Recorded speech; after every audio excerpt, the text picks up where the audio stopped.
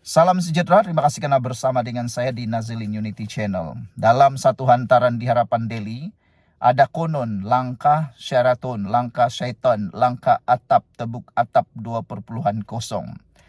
Saya dah cerita sebentar tadi, siapa ahli parlimen yang bakal hianat. Nampaknya tiada yang akan hianat. Tapi kali ini saya nak cerita pula.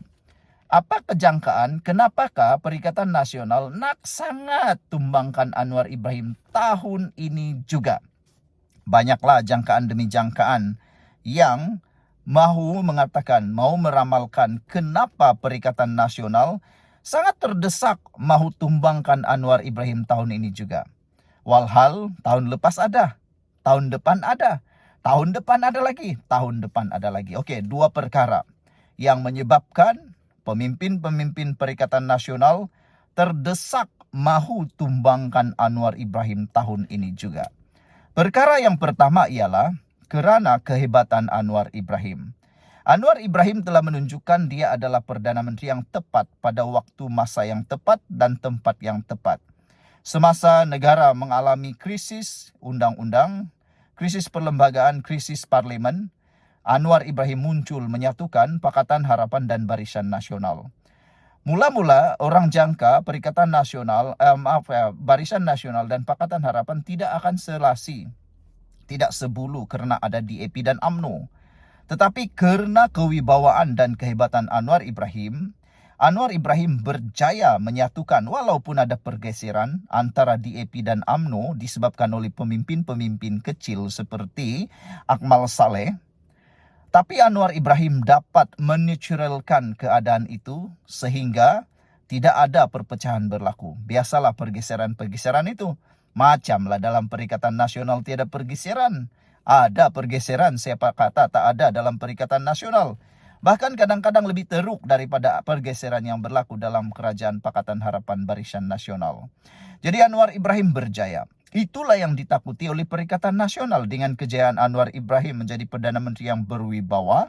Mereka takut kalau ada setahun lagi 2025 ini Anwar Ibrahim memerintah sebagai Perdana Menteri, mereka langsung tiada peluang lagi untuk menjatuhkan Anwar Ibrahim kerana sudah berjaya memancing para pengundi di atas pagar.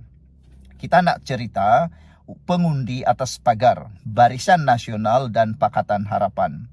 Sebelum ini, dalam pilihan raya yang lepas, pilihan raya umum yang lepas, kelihatan berkurangnya sokongan Pakatan Harapan Barisan Nasional, seakan-akan Perikatan Nasional yang menang kerana banyak undi atas pagar yang menyokong Perikatan Nasional. Tetapi sejak kebelakangan ini, ada kajian menunjukkan para pengundi atas pagar kini mula beralih kepada Barisan Nasional semula dan Pakatan Harapan semula. Jadi, kalau itu berlaku, musnahlah Bersatu, khususnya Parti Bersatu, dan habis jugalah parti-parti yang lain, contohnya Gerakan, dan PAS bakal akan kehilangan lebih banyak parlimen dan kerusi Dewan Undangan Negeri. Itu yang paling mereka takut, peralihan sokongan di atas pagar. Kerana Anwar Ibrahim berjaya memulihkan ekonomi negara, membantu orang miskin, memulihkan keadaan ekonomi, dan menstabilkan kos sara hidup rakyat. Difahamkan pada tahun hadapan, negara kita akan pulih sepenuhnya dengan pengenalan gaji-gaji progresif. Kenaikan gaji baru itu menarik perhatian anak-anak muda untuk menyokong Anwar Ibrahim. Kenaikan gaji SSPA kepada penjawat awam juga telah berjaya menarik sekali lagi penjawat awam. Jadi sebab itulah ditakuti oleh pemimpin Perikatan Nasional. Tapi yang kedua, ada jangkaan penulis di dalam Harapan Daily menulis, salah satu sebab mungkin ketakutan Perikatan Nasional sekiranya kerajaan Anwar Ibrahim tidak tumbang ialah mereka banyak terlibat di dalam kluster mahkamah. Tahun ini beberapa keputusan bakal akan diumumkan untuk kes-kes mahkamah itu. Silap-silap hari bulan, mungkin ada pemimpin-pemimpin besar dalam Perikatan Nasional bakal berhadapan hukuman penjara atau denda dan sebagainya. Dengan itu, dikuatiri dengan adanya kekalahan demi kekalahan dalam kalangan kluster Mahkamah Perikatan Nasional, ini akan mampu menjejaskan sokongan dan menjejaskan kestabilan kekuatan parti mereka. Jadi mereka perlu menumbangkan, perlu menghancurkan, perlu menjatuhkan Anwar Ibrahim supaya mereka boleh fight dalam mahkamah dan boleh mungkin dapat DNAA. Sebelum ini mereka kata Zahid Hamidi dapat DNAA. Mungkin saja nanti kalau mereka yang memerintah, mungkin mereka juga berpotensi dapat DNAA. Jadi, mengata orang, mereka pun nak juga, kata Liana Marzuki di dalam Harapan Daily. Sebelum kita berpisah, sila pula tinggalkan komen Anda, apa sebabnya Perikatan Nasional amat terdesak untuk mahu menumbangkan Anwar Ibrahim. Kita jumpa lagi, bye-bye. Salam sejahtera, terima kasih karena bersama dengan saya di Nazilin Unity Channel. Betapa jahatnya pembangkang nak mahu meneruskan mengganggu kestabilan negara kita. Bayangkan dalam satu hantaran di Harapan Daily hari ini menulis, kononnya bakal wujud tebuk atap 2.0 yang akan digerakkan selepas Aidilfitri. Selepas Aidilfitri, maksudnya pada tahun ini, mungkin ada gerakan tebuk atap. Menjadi persoalan ialah siapakah ahli parlimen yang khianat, yang akan tebuk atap, yang akan lompat parti. Selain daripada itu, yang menjadi persoalan juga ialah kenapa tiba-tiba tahun ini pula, bukan tahun depan dan bukan tahun seterusnya. Apa yang menyebabkan mereka takut sangat nak meneruskan kerajaan pimpinan Anwar Ibrahim ini? Yang menjadi persoalan kita bukan tentang betul atau tidak tebuk atap 2.0 yang durjana itu. Langkah syaitan 2.0 itu. Yang menjadi perbualan kita petang ini ialah kenapa mereka mahu sangat tumbangkan Anwar Ibrahim tahun ini juga.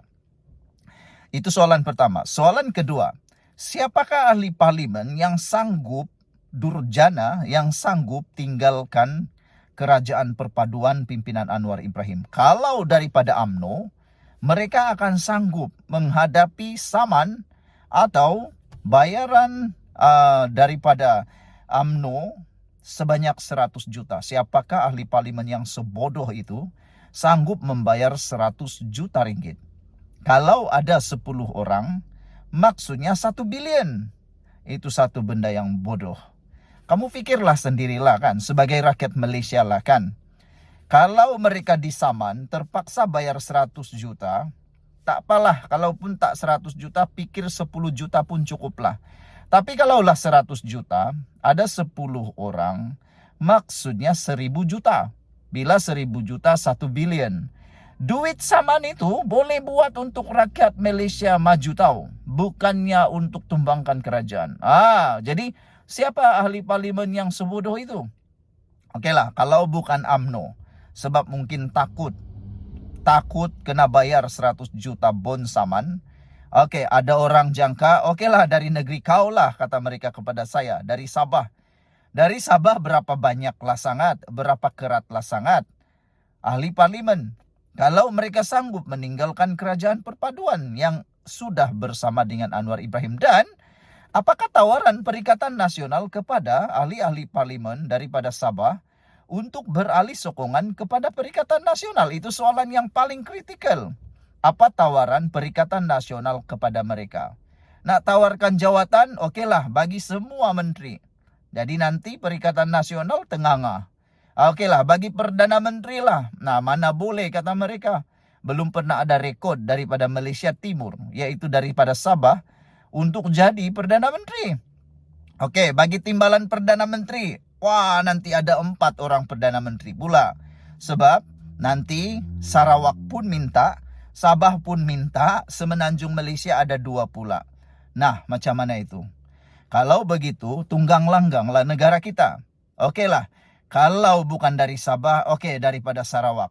Nak tanya sini, agak-agak rakyat Sarawak nak menyokong Perikatan Nasional yang ada paskah?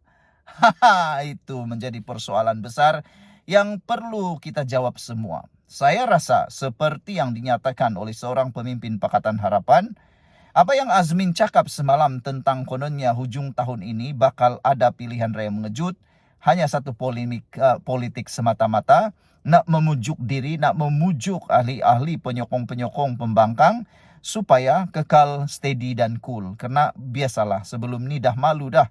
Berkali-kali janji kononnya cukup jumlah, tak cukup-cukup juga. Oke, baik. Itu soalan pertama. Soalan yang kedua tadi ialah, kenapa mereka mau sangat Anwar Ibrahim nak ditumbangkan? Oke, nanti kita cerita pasal itulah kan. Kita nak cerita lebih hari ini tentang itu dulu.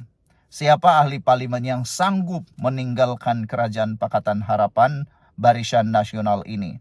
Saya rasa kalau nak pancing daripada Sabah dan Sarawak, ingat dulu apa tawaran yang kamu sanggup beri. Karena Anwar Ibrahim telah menunaikan banyak janji MA 63.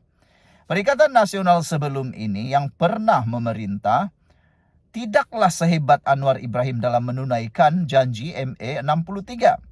Anwar Ibrahim paling hebat di dalam melaksanakan MA 63. Jadi amatlah mustahil dan susah untuk kita percaya Sabah dan Sarawak akan berpaling tadah menyokong Perikatan Nasional dalam masa terdekat ini.